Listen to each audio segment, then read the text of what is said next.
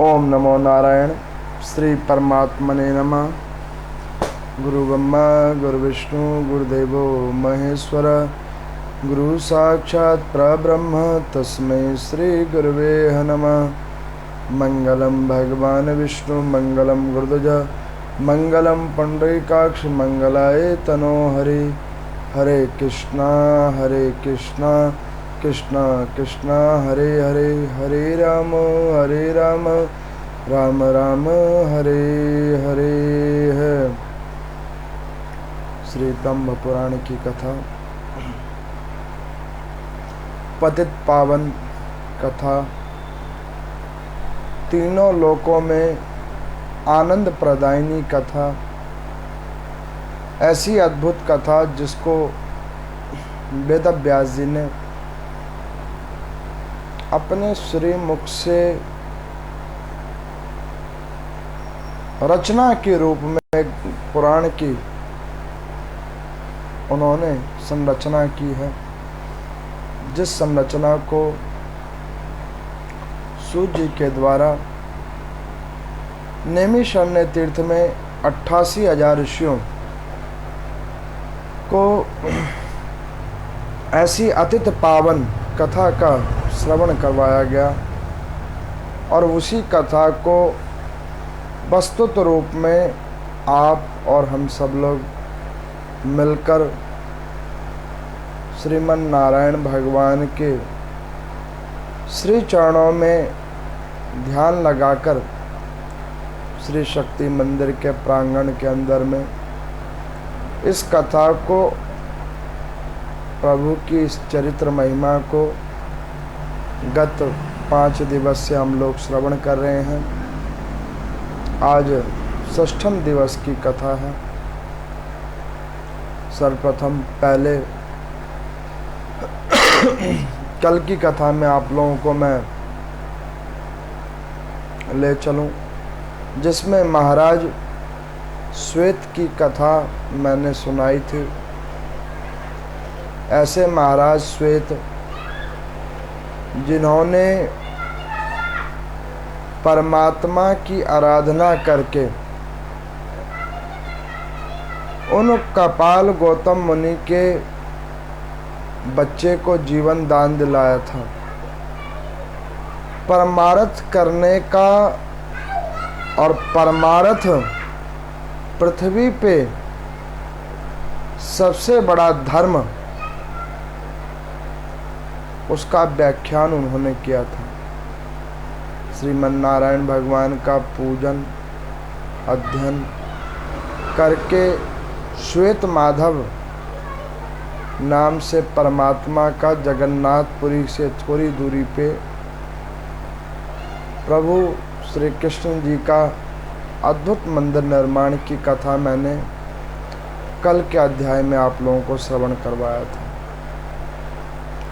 मैंने उस अध्याय में ये भी बतलाया था कि जो जीवात्मा परमात्मा के आगे अपने निजी स्वार्थों से ऊपर उठकर सर्वहिताय के बारे में सोचे, सबके हित के बारे में सोचे, तो उसको परमात्मा अपना बैकुंठ का वास देते हैं। वो कल की कथा था। वो महाराज श्वेत के चरित्र की कथा को श्रवण करने के बाद हम लोगों ने इस कथा को अच्छे से ध्यानपूर्वक सुना था। ठीक उसी प्रकार जो लोग पृथ्वी लोक पर अपने अलावा समाज का जो कल्याण करने का बीड़ा उठाकर आगे बढ़ते हैं, उनके ऊपर परमात्मा समाज के साथ उस समाज पे तो कृपा करते ही करते हैं, उस जीवात्मा को अपना परम पद देते हैं। ये कल की कथा दर्शाती है। उसी कथा की श्रृंखला में आज 6ठम दिवस की कथा में लोमहर्षण सूत जी कहते हैं कि हे मुनिजनों, इन्हीं भगवान श्रीमन नारायण की कृपा आराधना से एक समय, एक कल्प में इस पृथ्वी लोक के ऊपर में राजा बलि उत्पन्न हुए थे, जो प्रहलाद जी के प्रपौत्र थे। फिर यहाँ पर में उन्होंने भगवान वामन जी के चरित्र की कथा सुनाई है। वामन के रूप में श्रीमन नारायण भगवान पृथ्वी लोक पर माता अदिति के गर्भ से उत्पन्न हुए हैं और उन्होंने इस पृथ्वी लोक के ऊपर में उन असुर जातियों से वैष्णव संप्रदाय का कल्याण किया है, जिसका बिल्कुल संक्षिप्त वर्णन इस ब्रह्म पुराण के अंदर में है। इस ब्रह्म पुराण के अंदर में सूजी भगवान कहते हैं कि देखो कि राजा बलि के ऊपर में परमात्मा ने कृपा की है, और जब श्रीवन नारायण भगवान ने 3 पग भूमि मांग लेने के बाद और राजा बलि के द्वारा संकल्प दे देने के बाद प्रभु के पहले पग से अंगुष्ठा, उनके दाहिने पांव के अंगुष्ठा से जो ब्रह्मांड से जल का स्रोत निकला है, तो उस जल के स्रोत का बहाव इतना तेज था, इतना भीषण उसका बहाव था, जिसको भगवान शंकर जी के जटाओं में गंगा नाम से विख्यात करके उनकी जटाओं में उनको शरण दिया गया था, उस जल के स्रोत को। ऐसी अद्भुत पतित पावनी गंगा जी की उत्पत्ति वो श्रीमन नारायण भगवान के अंगुष्ठा से लगे हुए उस ब्रह्मांड के कोने में, और उस ब्रह्मांड के फूटे हुए अंदर से जल के स्रोतों का नाम पतित पावनी गंगा रखा गया था। इस गंगा जी की बड़ी संक्षिप्त कथा यहाँ पर सूजी सुना रहे हैं कि महाराज सगर के कुल के अंदर में एक बार नाना प्रकार के पुत्रों के साथ अश्वमेघ यज्ञ किया था। उनके अश्व को चुराकर इंद्र ने कपिल मुनि के आश्रम में रख दिया था। कपिल मुनि के श्राप के द्वारा सगर के पुत्र भस्म हो गए थे, और उनकी मुक्ति का उपाय महाराज भगीरथ ने किया था।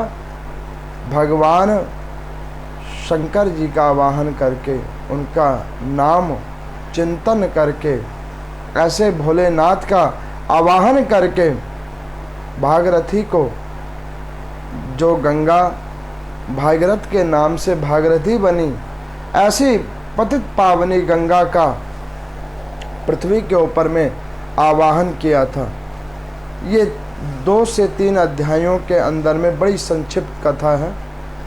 इस कथा का मैंने कई बार नाना प्रकार रूप से आप लोगों के समक्ष विवरण किया हुआ है, जिसकी बहुत सारी अद्भुत वीडियोस बनी हुई हैं।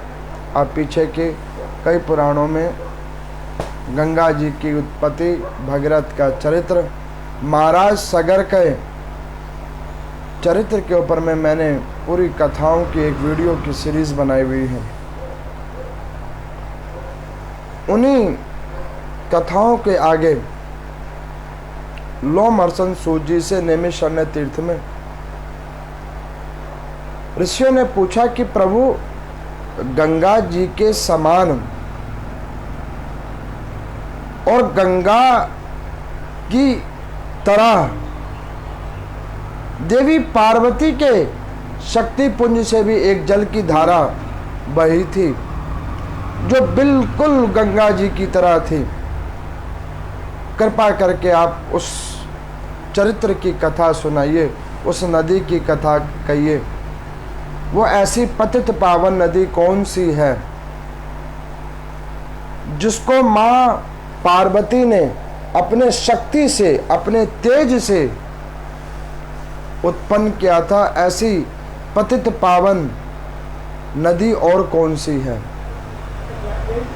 तो यहाँ पर मैं लोमहर्षण सूत जी कहते हैं कि देखो, इसी पृथ्वी लोक के ऊपर में जन कल्याण करने के लिए मात गंगा पृथ्वी के ऊपर में भागीरथी के द्वारा अवतरित तो हुई, लेकिन उनके जल की धारा पूरे पृथ्वी लोक पे सहज रूप में ना जा सकी। कुछ भागों में ही वो मात गंगा जी की जल की धाराएं बहती हुई गंगा सागर के अंदर में पूर्ण हो गई। लेकिन पृथ्वी का एक और छोर बच गया जिसके ऊपर में पतित पावनी गंगा का किनारा अथवा जल की धारा का भाग का लेश मात्र भी नहीं पड़ा। तो पृथ्वी ने गौतम मुनि जी से जाकर निवेदन किया कि हे गौतम ऋषि, मेरे भार को कम करने के लिए ब्रह्मा जी ने कहा था कि पृथ्वी लोक के ऊपर में जितना भगवान का भजन होगा, कीर्तन होगा, नाम संकीर्तन होगा, जहाँ जहाँ पृथ्वी पे गंगा होगी, जहाँ जहाँ पृथ्वी पे तीर्थ स्थल होंगे, देव स्थल होंगे, वहाँ वहाँ की पृथ्वी का जो भाग है और उसका भार वो उनके पुण्यों से कम होता रहेगा। पाप कर्मों का भार वो देव स्थल अथवा तीर्थ स्थल अथवा गंगा जी की धाराएं उठाएंगी। आप मेरे भार को कम करने का कोई उपाय ढूंढिए। अब इस प्रकार से गौतम ऋषि के पास में जाकर, पृथ्वी गौ रूप में जाकर उन्होंने निवेदन किया है। अब गौतम ऋषि मन में विचार करके उन्होंने कहा कि नहीं, मैं जो है इस पृथ्वी के भार को कम करने के लिए, इस पृथ्वी के एक भाग पे तो पतित पावनी मात गंगा का जल धारा है, दूसरे भाग के ऊपर में कृपा प्राप्ति के लिए उन्होंने भगवान शंकर की आराधना की। और वो भगवान शंकर की आराधना करने के लिए स्वयं कैलाश पर्वत पर पहुंचे। वहां पर एक कुशा की आसन बिछाकर भगवान शंकर की उन्होंने आराधना करना प्रारंभ किया। एक बार किसी ने सूजी से पूछा कि संत अपने लिए कभी कुछ नहीं मांगते, परमात्मा से जन कल्याण के लिए वो सब कुछ परमात्मा के सानिध्य कर देते हैं, अपना जीवन भी परमात्मा के सानिध्य कर देते हैं जन कल्याण के लिए। ऐसे संत परमात्मा के समान होते हैं, ये प्रसंगों के रूप में हमने कई बार सुना है, लेकिन ये सिद्ध कैसे होता है? तो सूजी ने कहा कि जो जीवात्मा पृथ्वी लोक के ऊपर में जीवित रहकर अपने लिए ना सोचकर जन कल्याण के लिए सोचे, जन का लाभ हो ऐसे कर्मों के लिए विचार करे और उसको करते करते अपने जीवन को न्यौछावर कर दे, वही संत की गद्दी पे बैठने योग्य है। उसी की पूजा परमात्मा के समान होती है। यहाँ पर सूजी भगवान एक अद्भुत प्रसंग सुना रहे हैं संतों की महिमा के ऊपर में। मैंने तो नारद पुराण के अंदर में संतों की महिमा के ऊपर में कई कथाएं सुनाई हैं। मैं कई बार आप लोगों से कहता हूं कि इन पुराणों की कथा को कहना, व्याख्यान करना कोई सरल बात नहीं है। बड़े परिश्रम के बाद इन कथाओं से सार तत्व निकालकर आप सब लोगों के बीच में उसको प्रस्तुत करना, और भी वो भी कुछ उस प्रकार से जिस प्रकार से आपको सुलभ तरीके से, सरल तरीके से समझ आए, कुछ उस प्रकार से उसको प्रस्तुत करना ये कोई साधारण बात नहीं है। फिर भी श्रीमन नारायण भगवान की कृपा है, ये सूजी भगवान की कृपा है, ग्रंथ भगवान की कथा है और उनकी कृपा है कि वो अपनी कथा मुझको प्रेरित करके मेरी तरह कई ब्राह्मणों के ऊपर कृपा करते हुए, कई आचार्यों के ऊपर कृपा करते हुए परमात्मा उसको आप लोगों तक सुलभ करवाते हैं। अब यहाँ पर सूजी कहते हैं कि इसी पृथ्वी लोक पर एक संत थे। वो संत का दैनिक कार्य क्या था कि वो घर घर जाकर भिक्षा मांगते, और वो भिक्षा में जो कुछ मिलता उसी भिक्षा को प्राप्त करके वो अपनी जीविका चलाते।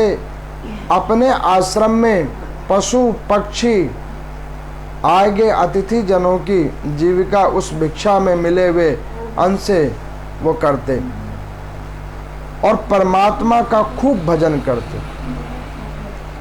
अधिक से अधिक मात्रा में परमात्मा का भजन करते। तो एक उसी गांव के अंदर में एक माता रहती थी। तो वो माता जी उन संत को कभी अन्न ना देकर रोज उन्हें गाली दिया करती थी। रोज गाली दे माता उस संत को। तो एक बार उन संतों के जो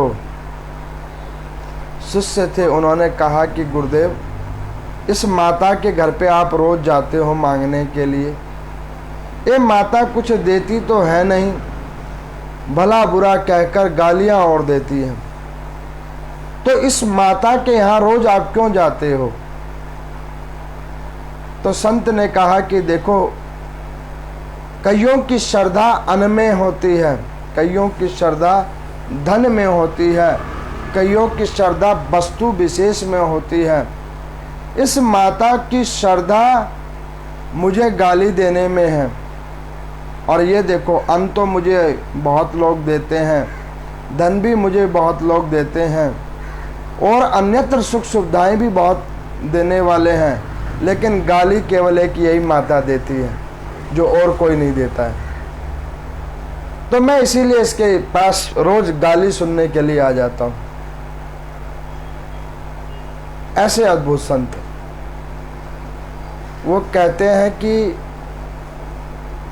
ऐसे संत, ऐसे मुनि जो दिए गए तिल को, उस दान में आए हुए तिल का, उस राई का, दिए गए तिल और राई का पहाड़ बना दे, और उस पहाड़ के अंदर में सुख समृद्धि वैभवता अपने पुण्य कर्मों से उदित कर दे, और देने वाले के ऊपर में हरि की कृपा करवा दे।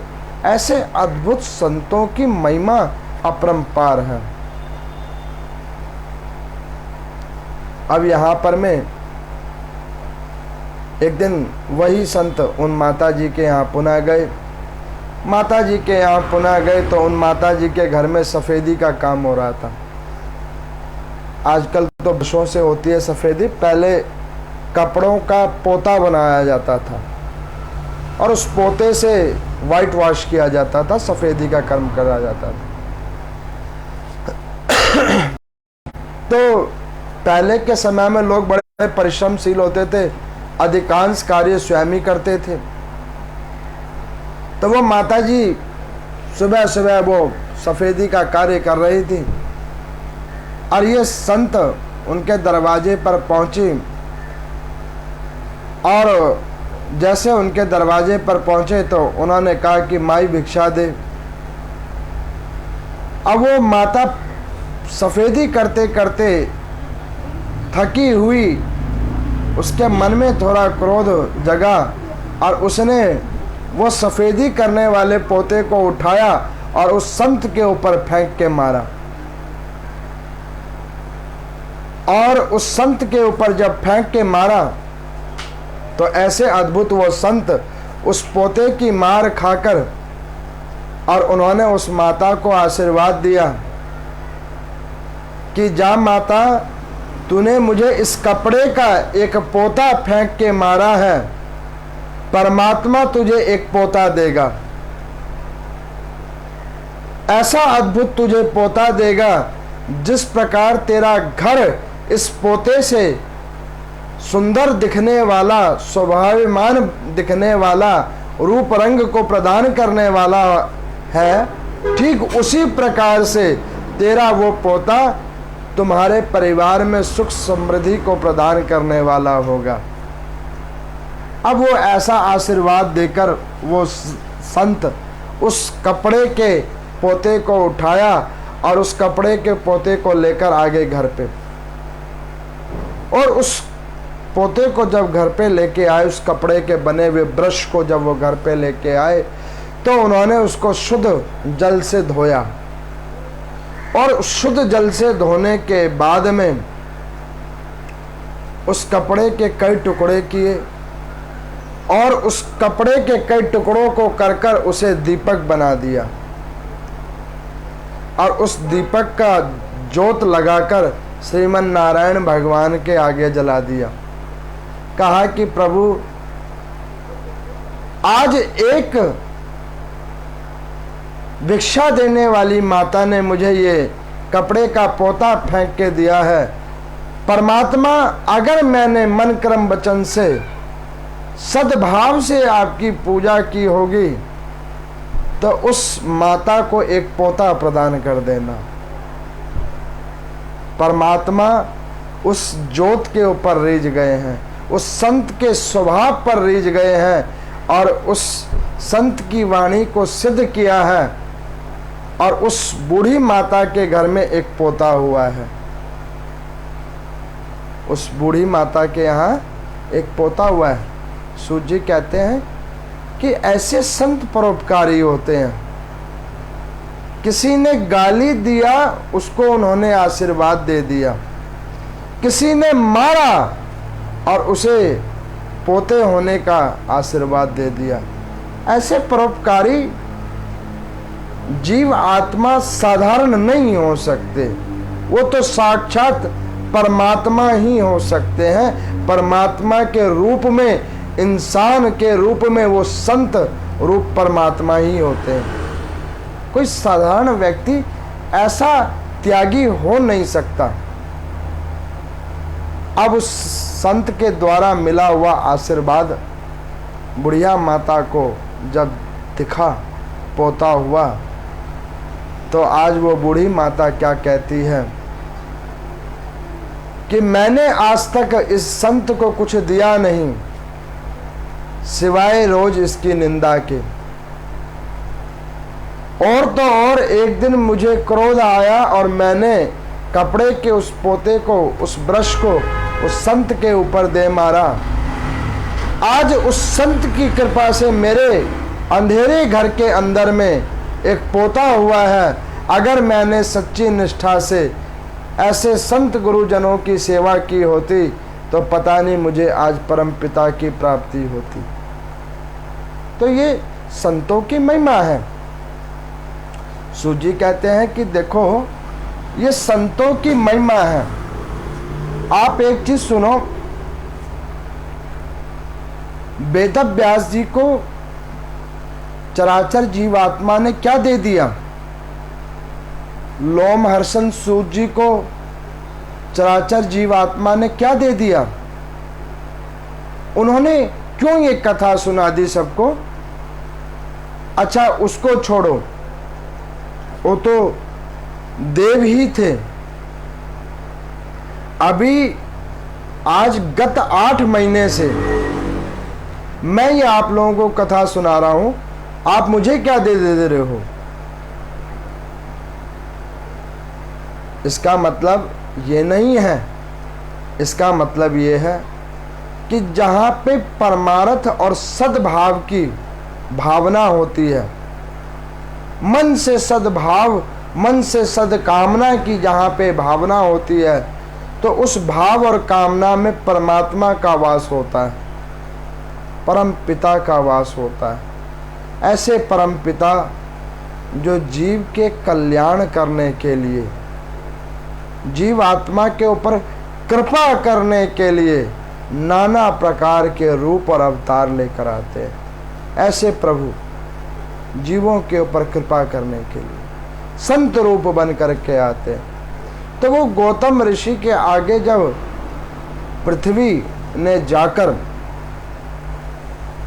नाना प्रकार से उनकी स्तुति करके अपने दुखड़ा को गाया, तो उस दुखड़े को श्रवण करने के बाद वो गौतम मुनि का कोमल हृदय विहलित हुआ और उन्होंने पृथ्वी को आश्वासन दिया कि हे पृथ्वी, तुम्हारे एक भाग में तो गंगा जी का प्रवाह है, उनकी जल की धाराएं हैं, उस एक भाग से पृथ्वी का एक कोण तो पापों से निवृत्त हो रहा है समय समय पर।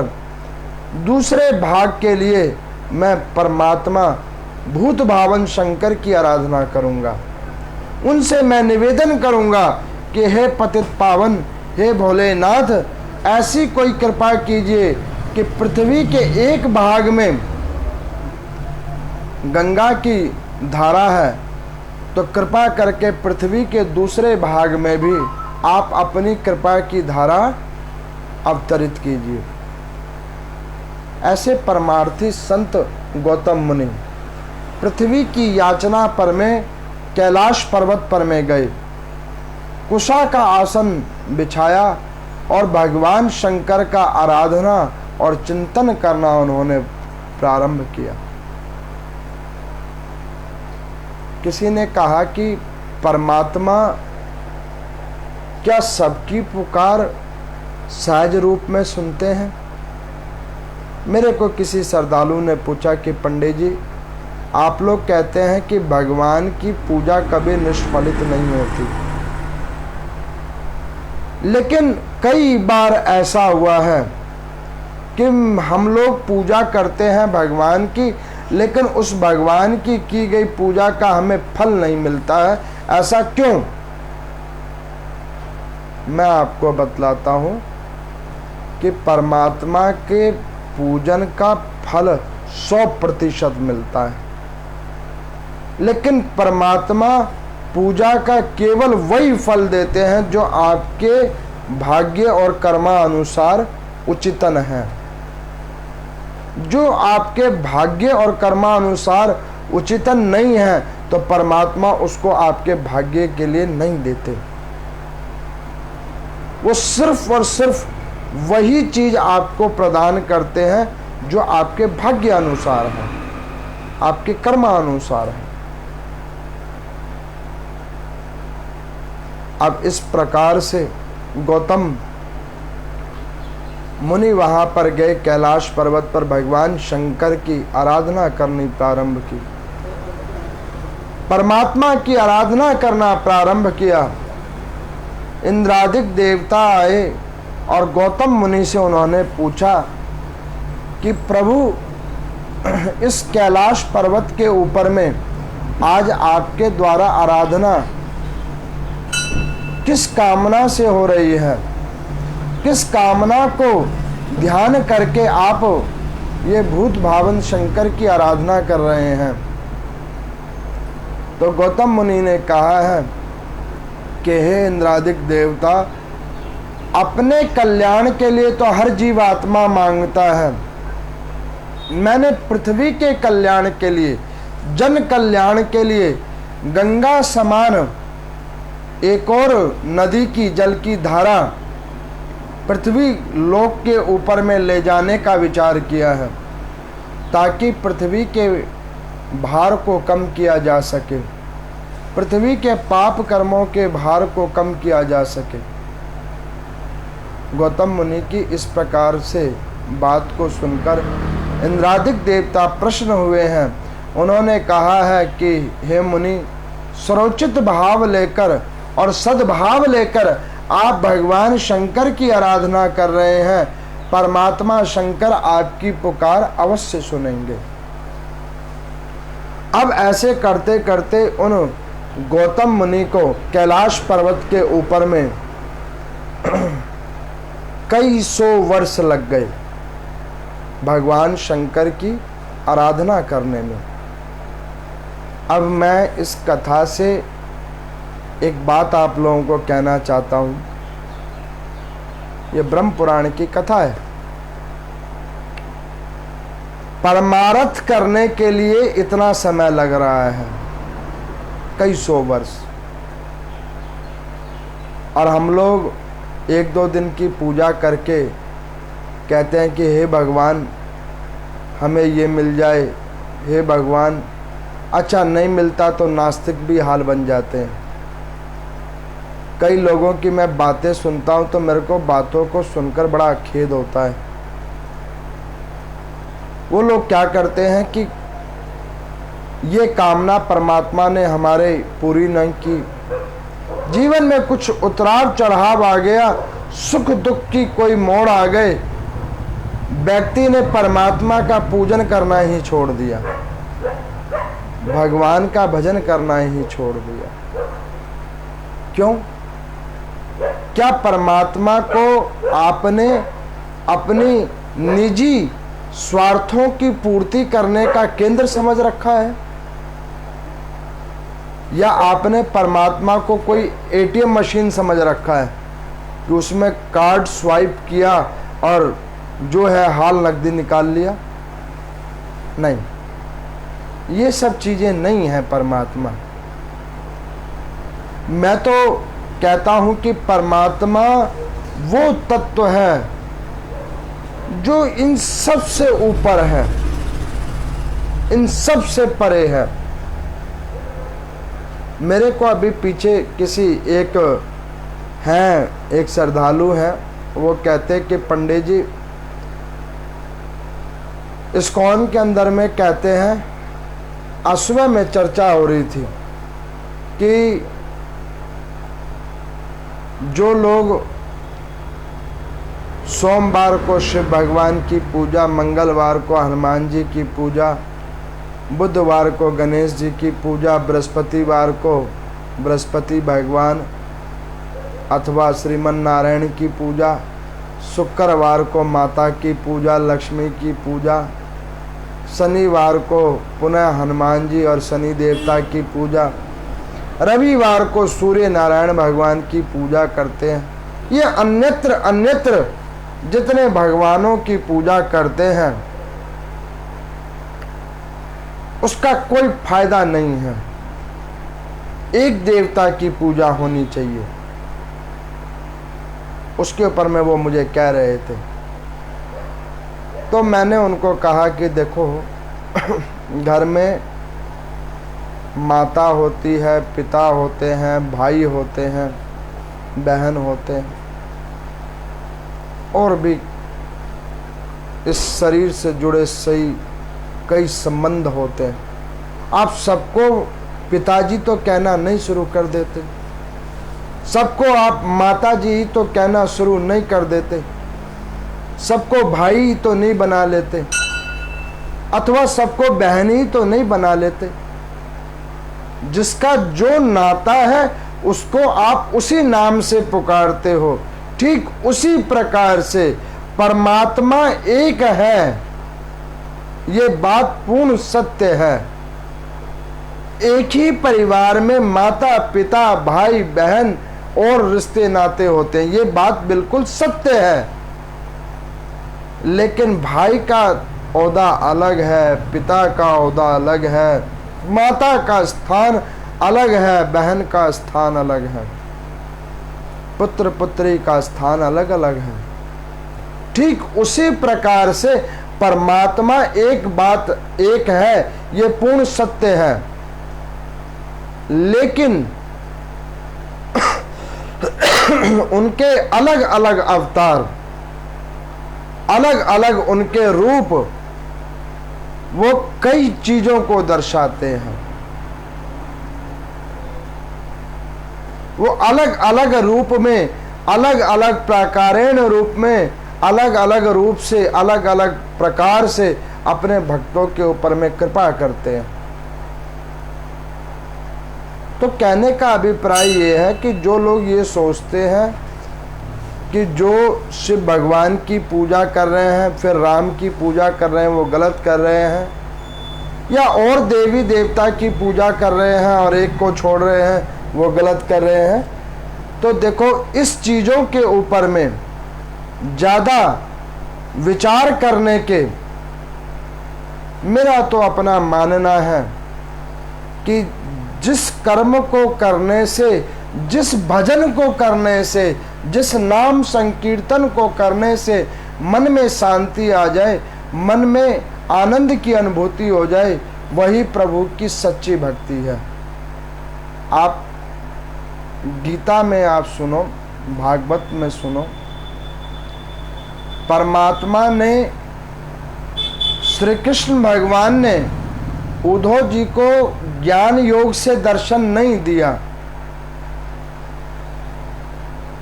वहीं वृंदावन ब्रज के अंदर में जो प्रेम भाव से परमात्मा को रिझाए, भाव से परमात्मा को रिझाए, उनको उन्होंने कई बार दर्शन दिया, उनको कई बार सत्कार करवाया कि मैं ही परम तत्व हूं। उन्होंने उद्धव को नहीं किया। क्यों? क्योंकि जो जीवात्मा ज्ञान के बंधन में फंसा हुआ है, ज्ञान के आडंबर के अंदर फंसा हुआ है, तो वो परमात्मा को किसी भी रूप से देखेगा कैसे? क्योंकि उसका तो भाव नहीं जुड़ा, उसका ज्ञान जुड़ा हुआ है। जो लोग कथाओं में शास्त्रार्थ करना जानते हैं, ग्रंथों के ऊपर में डिबेट करना जानते हैं, उन लोगों को कभी भी परमात्मा नहीं मिल सकते, क्योंकि ग्रंथों को डिबेट करने के लिए नहीं बनाया गया है।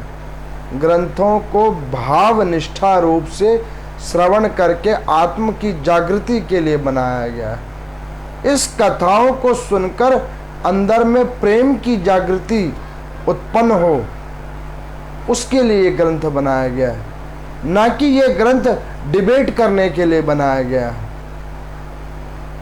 अब यहाँ पर गौतम मुनि ने कई हजार वर्षों तक भगवान भूत भावन शंकर का कैलाश पर्वत के ऊपर में कठिन तपस्या की है। बहुत कठिन तपस्या हो जाने के बाद में माता पार्वती की करुणा जागृत हुई है गौतम मुनि के ऊपर में,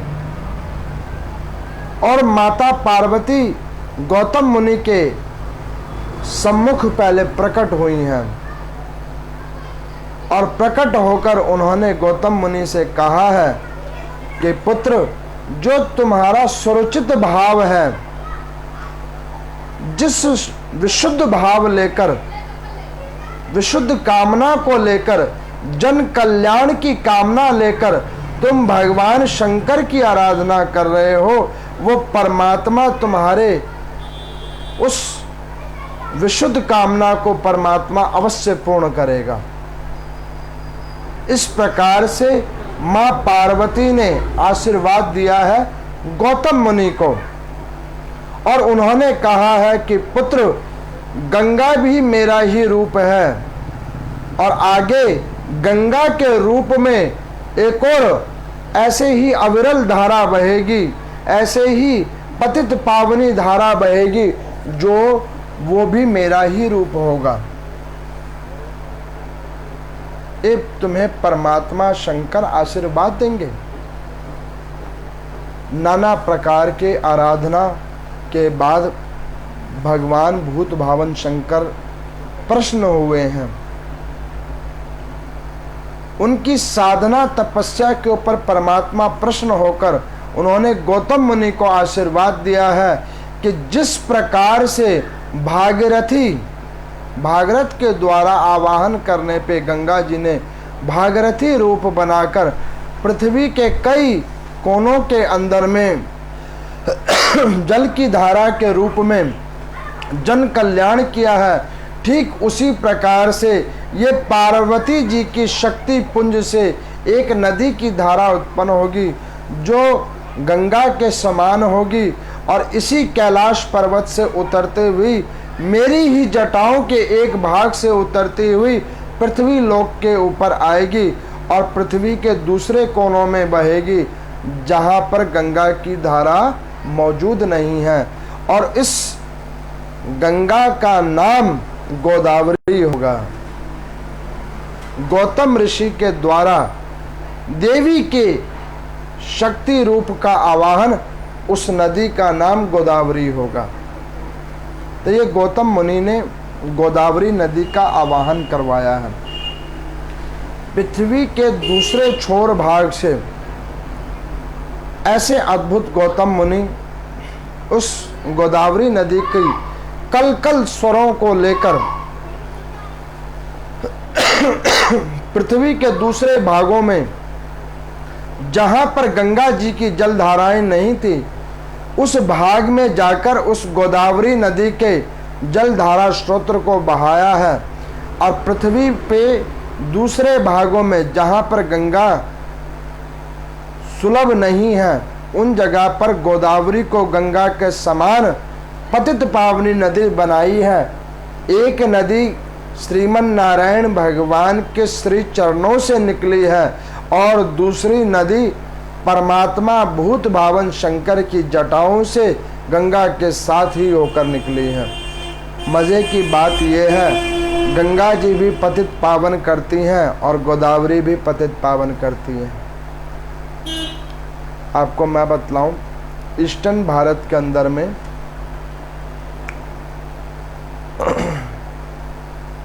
जिस तरह हम लोग नदन साइड में गंगा जी का पूजन करते हैं, चिंतन मंथन करते हैं, ठीक उसी प्रकार से ईस्टर्न साइड में गोदावरी की पूजा होती है। उस गोदावरी के अंदर में स्नान करने से, अस्थियों के जल प्रवाह करने से, उस गोदावरी के किनारे पिंड दान करने से जीव आत्मा की मुक्ति होती है। शास्त्रों में ये लिखा गया है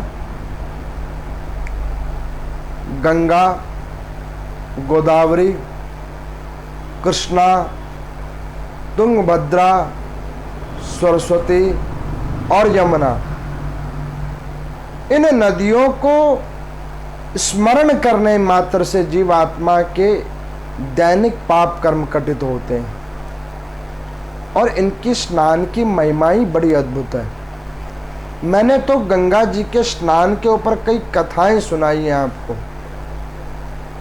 उन कथाओं का सार तत्व केवल यही है कि इन तीर्थ स्थलों पर जाकर जब जीवात्मा सुरक्षित भाव लेकर इसमें स्नान करता है, इन घाटों के ऊपर में अपने पितरों का तर्पण करता है, इन घाटों पर जाकर कुल के देवी देवताओं को जल अभिषेक प्राप्त करवाता है, तो उसके पितृ देवता, कुल के देवी देवता, अधिष्ठ देवता, गुरु देवता, ये सब प्रश्न होते हैं और उस जीव आत्मा को सुरोचित आशीर्वाद देकर और उसको मंगल आशीर्वाद देकर वो अपने अपने लोक में सुखपूर्वक विद्यमान होते हैं। इसलिए कि इन नदियों की जल प्रवाह और इनका नाम पतित पावन है। तो ये गोदावरी नदी की उत्पत्ति की कथा ब्रह्म पुराण के अंदर में है। शास्त्रों में वर्णन है कि गंगा की 2 धाराएं हुई थी। एक धारा का नाम भागीरथी रखा गया था, जिसको भगीरथ महाराज परमात्मा शंकर की जटाओं से लेकर पृथ्वी लोक पर आए थे। ठीक उसी प्रकार यही दूसरी धारा गोदावरी के नाम से विख्यात हुई थी और इस पृथ्वी लोक के ऊपर में गौतम मुनि के द्वारा पृथ्वी लोक पर में आई थी। एक कोने में गंगा की अविरल धारा और दूसरे कोने में गोदावरी नदी की अविरल धारा। दोनों तरफ से जीव आत्मा का कल्याण हो रहा है। अब आप लोग कई बार सोचोगे कि पृथ्वी लोक के ऊपर में परमात्मा ने भारतवर्ष के अंदर में, भारत देश के अंदर में अपनी कृपा का और उस कृपा से मुक्ति प्रदान होने का बहुत सारे संसाधन जोड़ रखे हैं।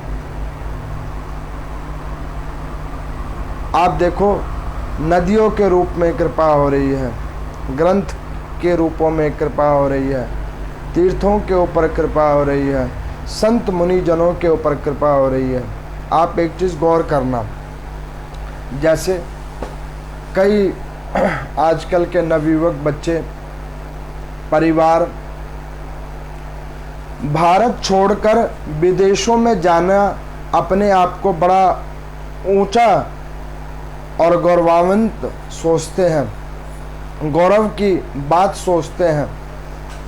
उनको वहाँ जाने में गौरव महसूस होता है। बिल्कुल उसी प्रकार से भौतिक संसाधन की प्राप्ति के लिए जीवात्मा विदेशों में जाकर सुख की अनुभूति तो कर सकता है, लेकिन आध्यात्मिक शक्ति की प्राप्ति के लिए और अपने आप को इस पृथ्वी लोक पे पुनः पुनः आने और जाने से मुक्त करने के लिए अगर कोई उत्तम स्थान है तो वो भारतवर्ष है। ऐसी अद्भुत ये स्थान की महिमा है, इस भारतवर्ष की महिमा है, जिसके अंदर जीव आत्मा आकर अपनी मुक्ति का संसाधन ढूंढता है। परमात्मा इस क्षेत्र के ऊपर में उत्पन्न हुए सारे जीवात्माओं को मुक्ति देते हैं नाना प्रकार रूप से। तो आज की इस कथा का सार तत्व ये है, जीवन में परमार्थ अवश्य होना चाहिए। केवल अपने लिए ही मांगना, अपने लिए ही पूजा करना और अपनी ही कामना प्रभु के आगे बार बार रखना, ये कोई तथ्य नहीं है। जहाँ पे जन कल्याण होगा, जहाँ पर सबका कल्याण होगा, तो वहाँ पर आपका भी कल्याण होगा। ये आज की कथा का सार तत्व है। गौतम मुनि के द्वारा और एक और प्रसंग जो मैंने आपको सुनाया, उन दोनों का सार तत्व केवल और केवल यही है कि भगवान का भजन कीजिए, चिंतन कीजिए, मंथन कीजिए, लेकिन पूरे समाज के लिए कीजिए, पूरे समाज का कल्याण हो। जब सबका कल्याण होगा तो उनके पीछे आपका भी कल्याण होगा। तो उस कल्याण की यात्रा में भजन और संकीर्तन करते हुए, जन कल्याण को साथ जोड़ते हुए जो लोग इस पुराणों की कथाओं में सच्ची श्रद्धा और निष्ठा जागृत करते हैं और इस गोदावरी की कथा, इस गोदावरी नदी जो गंगा के समान नदी है, ऐसी पतित पावनी नदी की कथा को जो भी कोई श्रवण करता है तो भगवान शंकर उसके दैनिक पाप कर्मों में कमती करते हैं। और जो भी कोई भाव निष्ठा पूर्ण रूप से इस कथा को सुनता है तो एक दिन का किया गया पाप कर्म इस कथा को सुन लेने से कटित हो जाता है। तो इस प्रकार से ये गोदावरी नदी की कथा मैंने आप लोगों को सुनाई है।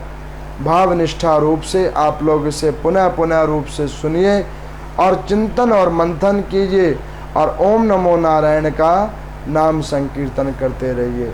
ओम नमो नारायण।